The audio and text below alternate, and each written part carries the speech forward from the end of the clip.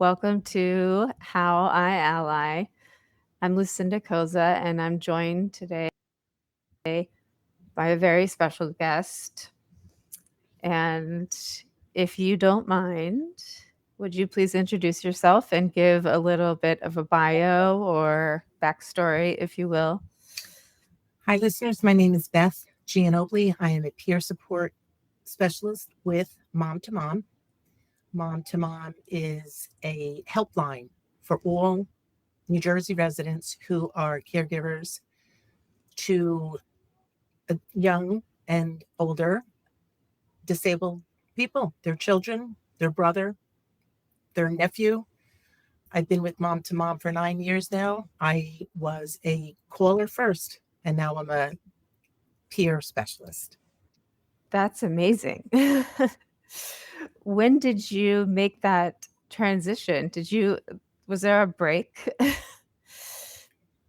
I was like many moms out there, raising a disabled child, feeling isolated, wanted connection, and understanding that I was not getting with my personal circle of friends and or family members. While they love me and my daughter, they couldn't understand the burden and the hardship that raising a child with special needs puts on a caregiver. So Mom to Mom um, is exactly that place to find the support. It breaks the isolation. It's a confidential place to call and unload your heart, the heaviness that you carry around in your heart because you have a child with special needs. It is many times wonderful, but many times very, very harrowing.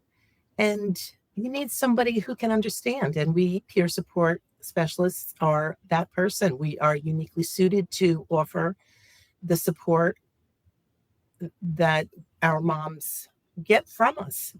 Where if the mom or dad, because while our name is Mom to Mom, we have a handful of dads, which I'm so proud of and happy for. We have grandparents, we have aunts and uncles taking care of their nieces or nephews who are disabled and their parent can't do it any longer.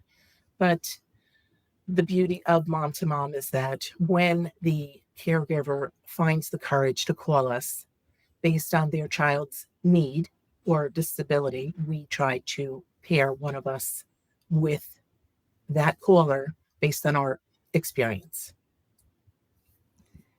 I'm with Mom to Mom 9 years, but I have a couple of coworkers who have been from the inception of Mom to Mom. And currently, personally, I have a caseload of 60 callers. My peers, I'm not even sure what their numbers are, but that's currently over the stretch of the history of Mom to Mom. I don't know, Matt, do we have a number that we could share? I know because we just had our fiscal year ended at the end of June, and I think for this year we opened up roughly 600 new cases. So that's not everyone that we spoke to this year. That's just new callers into the line this fiscal year. That's that has to be way beyond anyone's expectations.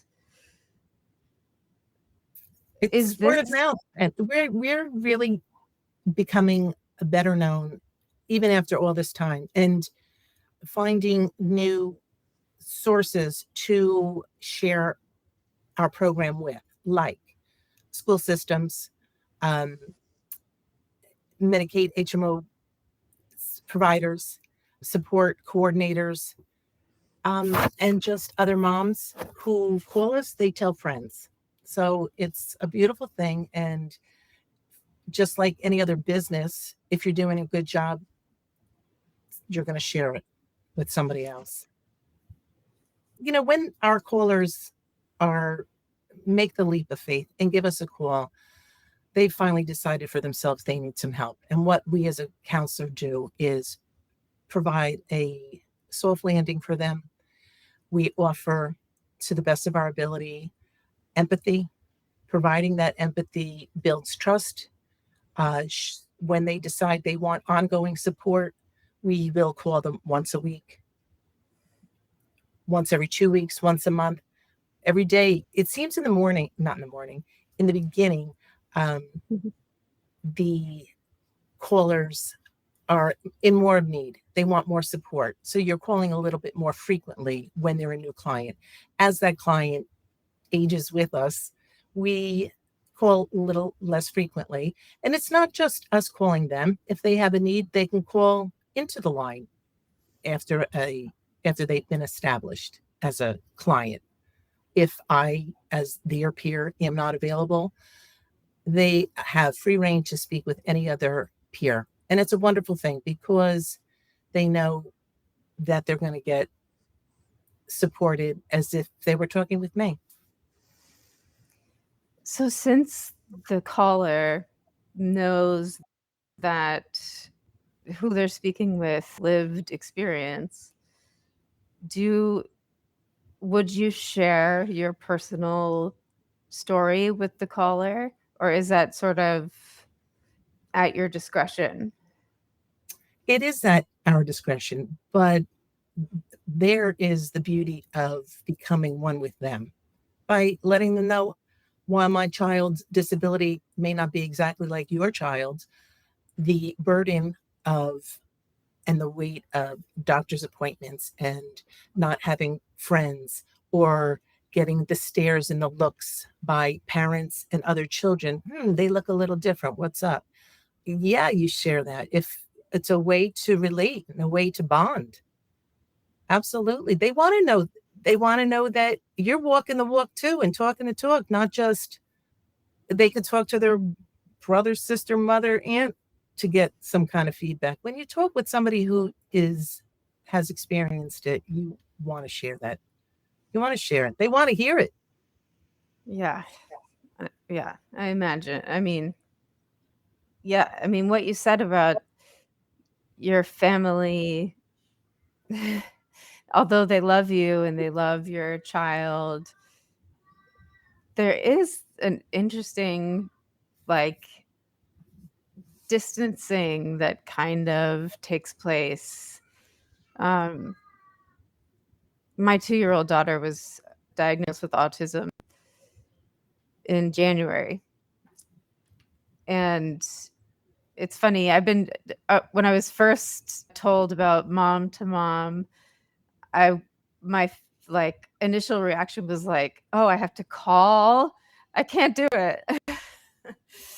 Like it's too intimate. But then it was like the second time I heard about it, and especially after her diagnosis, I was like, "Okay, this is incredible."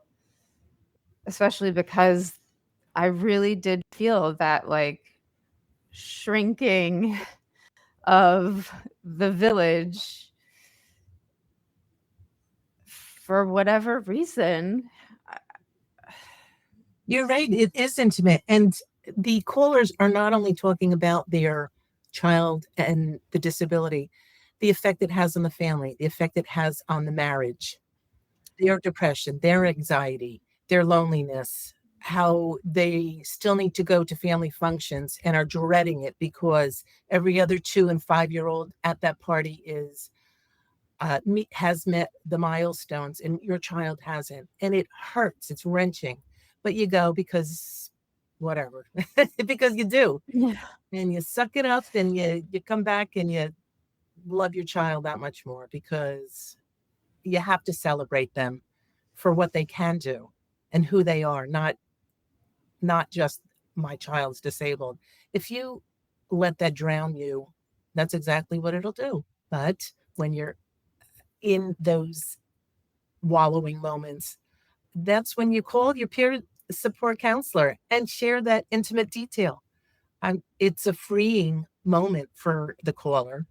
And as the peer, it's really fulfilling to know you've helped them. It means everything.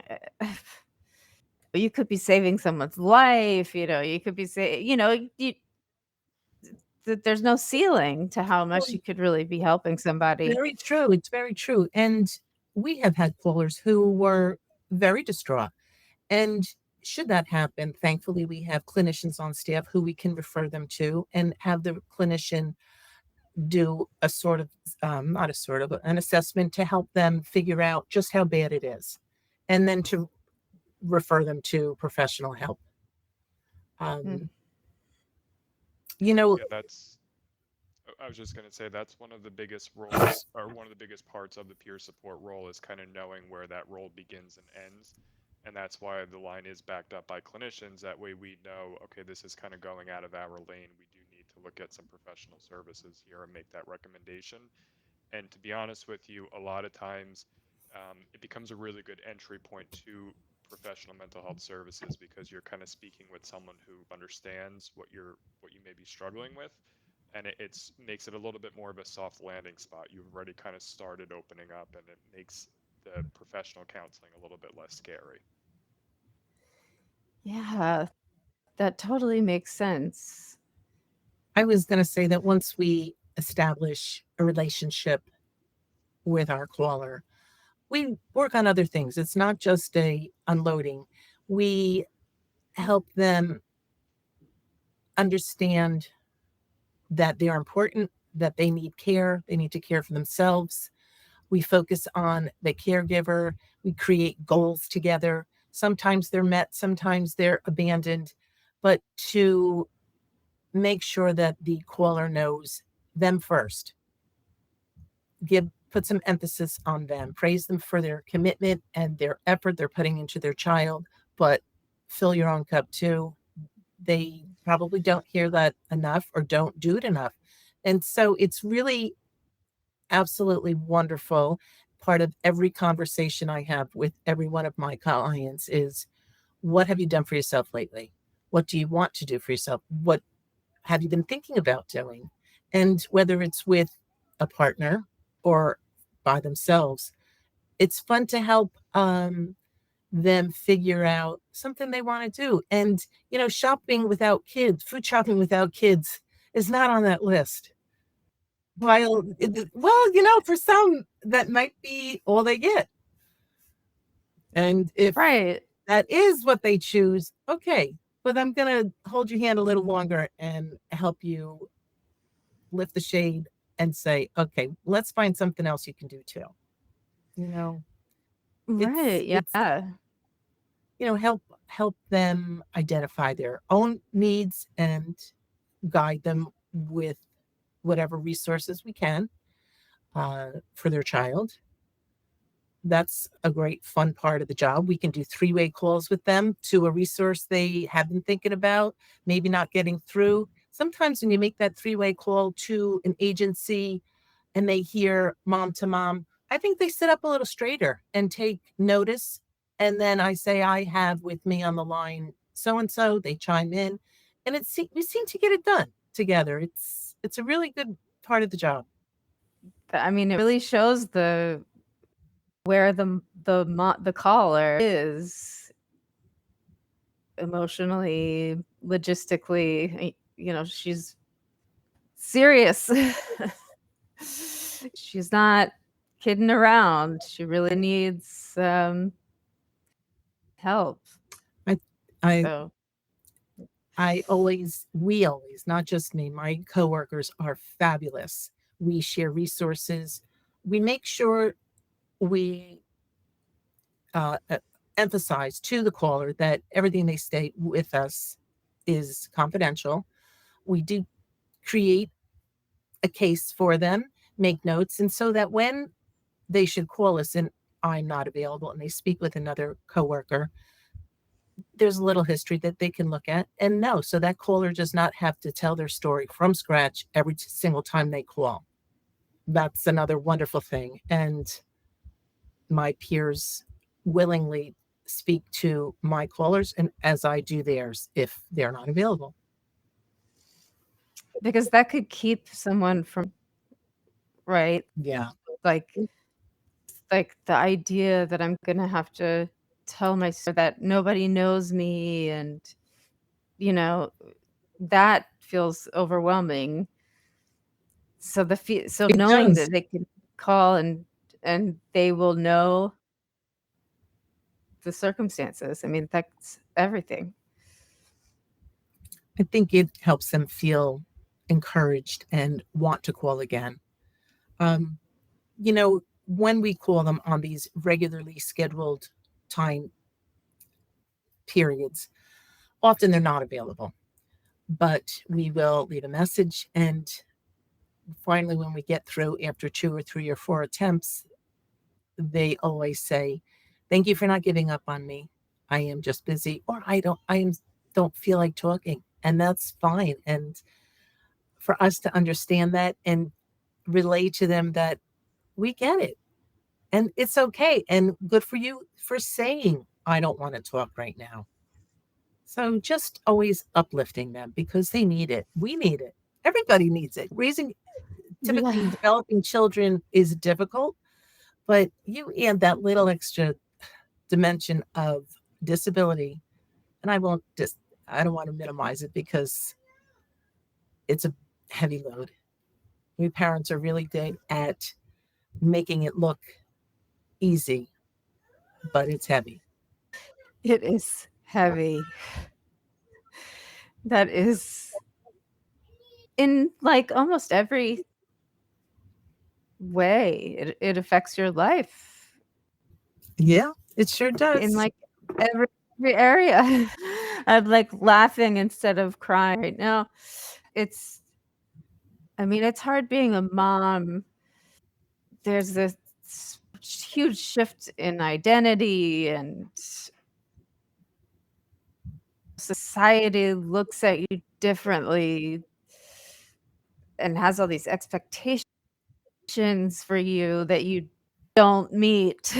And then add on that you have a child with disability, and then you are just more criticized somehow under the microscope. Yeah, you might internalize it that way. I like to help parents, moms, caregivers work on their resilience because I think that's how you bounce back and that's how you toughen your skin over those who are throwing the darts. I think my daughter's 32 now, and certainly Wow. we've had our share of looks and stares. On stronger days, if there's a child, I might say to the child, "Do you want to say hi?" And I try to find the commonality. "Do you like chocolate ice cream?" Dana loves chocolate ice cream. So they know that while she looks different and acts different, she is different, but she likes some of the same things you do. So it's a fun little exercise that the child can really hold on to. The parent can learn a lesson too. Yeah. So That's wonderful, and that's something that needs to be shared. I I can't I don't know, I'm at a place where I cannot myself think of anything like that to do. Any I mean, that's it's like a perfect way of dealing with something like that. I've done it. I don't always do it. Um, Again, with my daughter being as old as she is, maybe it's just my wishful and hopeful thinking, but it seems to me that I absolutely see more and more and more disabled people in the communities, and I love it. I just love it. I just say, "Go, mom and dad! You're taking him out. She deserve to see and be exposed to." So it just warms my heart. I love seeing folks in the community, and I think it says the parent is supported because they feel Mm, strong enough. yes. That makes sense. It Totally. seems that way to me. Yeah. Yeah. 'Cause then there's less anxiety and less fear. Yeah, Yeah, I think that's wonderful. I mean, because, I mean, what a crime to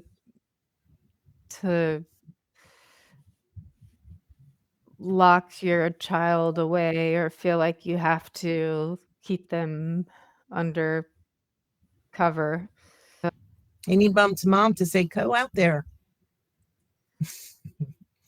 get yourself Right. out there, get your child out there, live because they the your loved one deserves it too. Yeah, absolutely. So I'm wondering, so this peer-to-peer model is so interesting because when we find ourselves lacking sort of support from family, friends in the community, or even lacking structural support, like in the healthcare system, and not access to the best mental health care. It's so interesting, this having this ability to turn to someone with lived experience. Is this a is this a common model?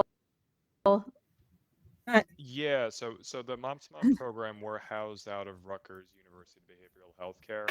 We have our national call center for peer support as one of the branches under UBHC. So we actually do peer support for a large number of populations. We have peer support programs for veterans, which is a national line, peer support for police officers, nurses, caseworkers for DCF. We also have a peer support line for individuals with lived experience with substance use disorders, fire, EMS. We really kind of have utilized a peer support model for a very large number of populations. We've been doing it for about 25 years now for the various populations. Well, that's wonderful. I 'Cause it's so effective, it seems. I'm sure you have the data to back that up. Yeah, we're a pretty well kept secret, and the interesting thing is Beth's story isn't totally uncommon, where we have people who call into the lines and then later on end up working as peer support specialists because of how much they see the value. We kind of see that time and time again. Wow. So, Beth, do you feel a certain like a certain sort of, oh, like a circle, like a circular something? just knowing that I received the help I needed and can now pay it forward and continue to pay it forward because I got been at it 9 years is special. It's special. It means a lot to me. And the nature of a caller, they're calling in, they're at a really bad time in their lives. They may have just gotten a diagnosis. They may have said, I need help. Nobody else is listening to me. I'm not getting what I need. And so, in the very beginning, there seems to be more of a need for ongoing communication, calls back and forth. And as stay with us a while and we develop goals and establish a relationship and a rapport, it wanes a little bit. The calling slows down. And if you're getting your client to a point where they no longer need you, that's pretty cool. They can always call back. They can always Yeah. call. We would love to hear them again. But then there's others who just their urgency is not as intense. And you're I think that speaks to the strength they've gained, possibly, hopefully, from having spoken with a peer specialist. Wow. I actually spoke to a woman a few weeks ago who runs a program, few cities, and it's so she was working with her re-entering society from being incarcerated, and she felt realized early on, she felt like, "I'm not equipped to help these people. What do I know? I need people with lived experience. experience. I need people who have been there, who have been incarcerated, who have gone through this extremely difficult transition of re-entering society. So this whole idea of lived experience is very, it's like you're an expert by experience. And of course I want to talk to that person. I don't know that I would call myself an expert.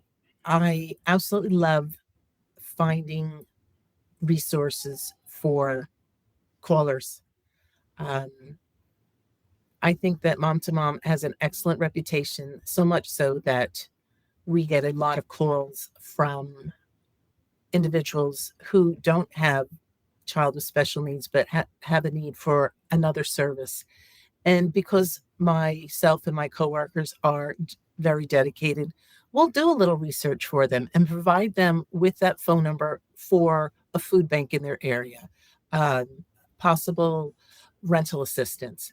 That one of the key parameters to become a caller, of course, is you need to have a child with special needs. Some of the callers, as I just stated, don't have a child with special needs. They have other needs that we're willing to help them fulfill and find an answer to. That's another pretty good part of the job too. You're Yeah, helping more than just the disabled population or caregivers of them. you're just helping humanity in general. Yeah. Well, I know how it can feel at those low moments. And I know you do too. And this is just so needed. And I'm acting like it's brand new, but we need to keep it in the conversation for all the new moms.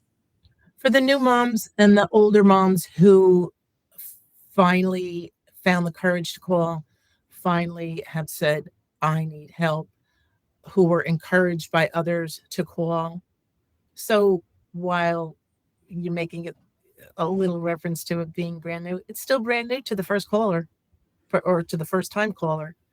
So, That's true. and Yeah. it's with every new caller, we always thank them and ask them, what is it that brought you to call today? How can we help you? And we get a history on what they're going through, what's the current situation, try to assess their current need so that we can plan for a future resource exploration with them. Not only resource exploration, but I mentioned before about emphasizing the wellness and the care for the mom herself, because she has to really pay attention to her needs as well. So that's our focus. That's brilliant. And it's so hard. I don't know why it's so hard to accept that, admit that. It's uh, true. It's very true. One of my favorite questions to my callers when they say, oh, I haven't done anything for myself lately. I like to ask them, well, what is getting in the way of that? And then you help hmm, them shelve some of that stuff. All right, you didn't yes. get to it today. Maybe you'll get to it tomorrow, but put it on the calendar for yourself. And I think they feel that we're telling them they are important because they're not hearing it from somebody else. Yep. Yep. Or they're hearing it like, why don't you go grocery shopping by yourself? Oh, thank you so much for speaking with me. I'm from South Carolina. My husband is from New Jersey. but I'm so happy that I was sort of lucky enough to land here because the services are really incredible. And Rutgers is such an incredible school. And I'm just really proud. We're proud too. And I want to thank you for your interest in Mom to Mom. And now you know that there's a lot of other peer programs that Rutgers University Behavioral Health offers, and your interest in the disability community. They're so worthy and can offer joy no matter what. So thank you too. Yes, absolutely. Absolutely. Thank you, Matthew. Thank you so much for having us. And also, just a quick thank you to our funders, too, Department of Children and Families and Division of Developmental Disabilities, because they really make this possible. They do a great job of collaborating with us and helping us spread the word. So we're really thankful to them for allowing us to provide this support.